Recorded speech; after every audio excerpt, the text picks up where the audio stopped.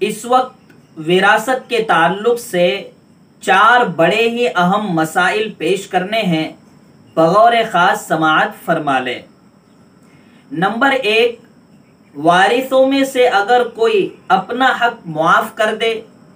दस्तबरदार हो जाए, अपना हाथ पीछे खींच ले और ये कहे कि मुझे विरासत नहीं चाहिए,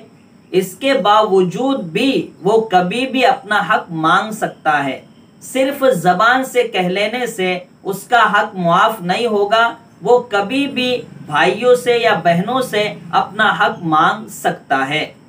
मिसाल के तौर से एक बहन है और उसे ये डर है कि अगर मैं विरासत मांगूंगी तो भाई नाराज हो जाएंगे, रिश्तेदार नाम रखेंगे और वो ये कहे कि मैं अपनी विरासत नहीं मांगती हूँ,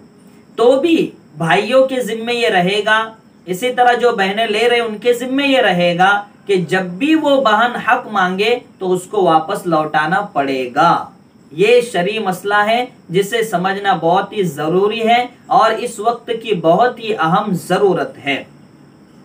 दूसरा अहम मसला, अगर कोई बाप अपनी औलाद को आक कर दे, आक माना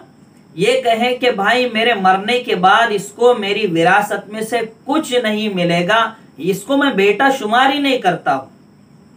फिर वो मर जाए तो उसके बाद भी जिसको उसने आक किया है, जिसको उसने विरासत से महरूम करने का ऐलान किया है, तो भी वो विरासत का हकदार बनेगा। ऐसा दूसरे भाई नहीं कह सकते कि हमारे बाप ने तो इसको निकाल दिया था या इसको मना कर दिया था, ऐसा दूसरे भाई नहीं कह सकते। उसको वो विरासत में से जो हिस्सा उसका बनता है वो देना ही पड़ेगा।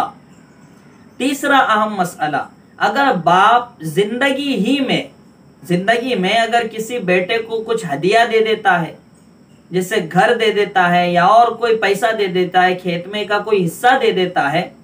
तो मरने के बाद दूसरे भाई ये नहीं कह सकते कि भाई हमारे बाप ने तो इसको जिंदगी ही में हदिया दे दिया था, इसलिए अब जो माल बचा है उसमें ये वारिस नहीं है।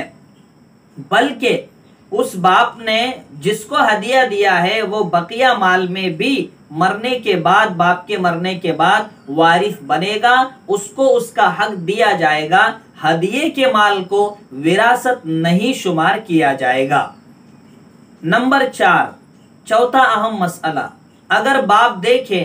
कि हमारे बेटे बड़े शरीर है, बदमाश है, उल्लू के पट्टे हैं, अगर मैं मर जाऊंगा तो ये लड़ाई करेंगे, झगड़ा करेंगे, नाइंसाफी करेंगे, किसी पर जुल्म करेंगे, किसी का हक मार लेंगे, किसी को नहीं देंगे, किसी का छीन लेंगे, और बाप इस हिकमत के तहत अगर अपनी जिंदगी ही में विरासत को तकसीम कर दें तो उसके लिए ये जायज है।